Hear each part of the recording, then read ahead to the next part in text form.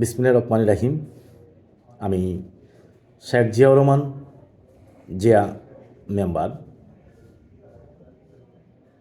আত্মীয় এবং বন্ধুবান্ধবকে পরীক্ষা করার 3টি কথা বলছি।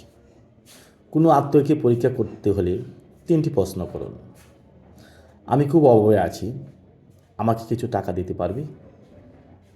1। 2, আমায় একটি কাজের জোগাড় করে দিতে পারবি?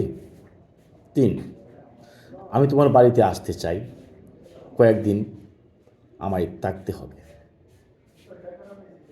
এটা বন্ধুই হোক আর আত্মীয় হোক, বিশেষ করে ঢাকা শহর।